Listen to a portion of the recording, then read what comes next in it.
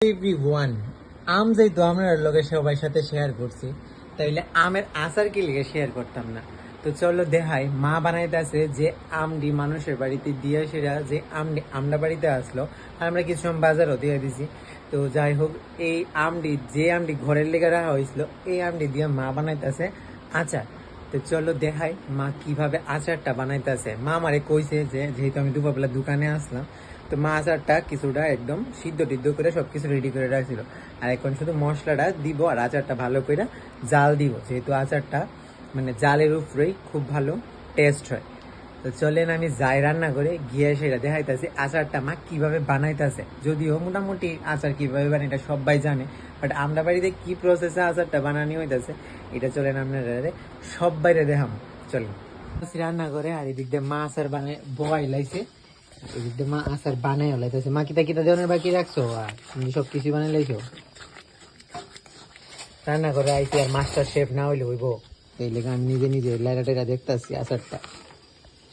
আচারটা আমি আর দেও নাই, মনে একটু বেশি টেস্ট হইব না গো মা?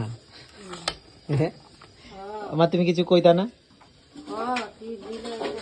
এইদিকে আমি আচারটা লাভতাছি, দেখতাম আচারটা কিতেছে কিতা কিতা দিবা মা এটার ভিতরে। যথেষ্ট আমি আচার বানাই লাইছি, এটা মার কাজ মা ওই করবো। ভাজা মশলা বানাইছি, মরিচ তেজপাতা জিরা দিয়া, জিরা মসুর মিষ্টি জিরা দিয়া হ্যাঁ ভাজা মশলা বানাইছি। ভাজা মশলা দিয়ে দিবা না? দিয়ে দিব আচার হয়ে গেছে।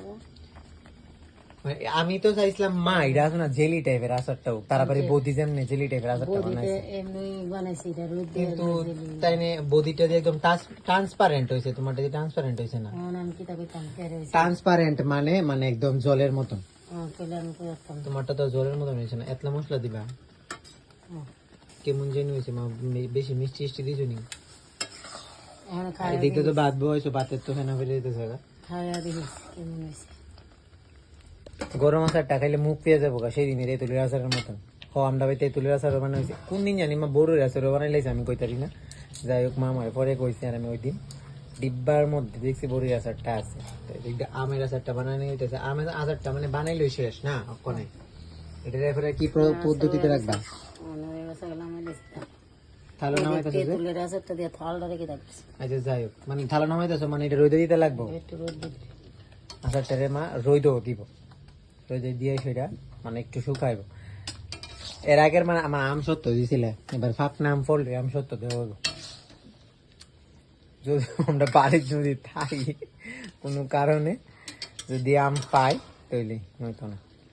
এটাই তো কথাটা, এটা নিয়ে কথাটা, এটা হচ্ছে মেইন কথাটা। তো এদিকে তো মার আচার বানানি কমপ্লিট, আর মা শুধু ভাজা মশলাটা দিছে, বাদ বাকি মা সবকিছু আগেই কমপ্লিট করে লাইছিল। তখন তাহলে নামাইব, এটা রৌদ্র শুকাইব। আচ্ছা রৌদ্র শুকানোর পর কেমন হয় কালারটা, এটা তোমরা লোকে শেয়ার করুন। তার কারণ আমি চাইছিলাম এটা যাতে ট্রান্সপারেন্ট হয় জেলির মতন, কিন্তু আমার মনে হয় না জেলির মতন হইব। কিন্তু পাশের বাড়ির বৌদি খুব সুন্দর আচারটা দিতে, জেলি জেলি ভাবে।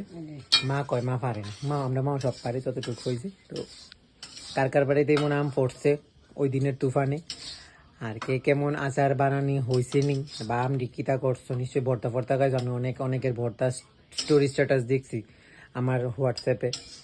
যাই হোক আম পড়ছে প্রচুর, এটা আমি ফেসবুকে পোস্টও পাইছি, স্টোরিও দেখছি, সব কিছু দেখছি। আমরা পাইতে আম পড়ছে, আমি তো ব্লগও তোমরা লোকে শেয়ার করলাম।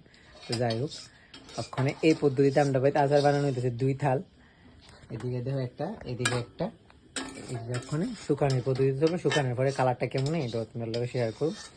তো টাটা।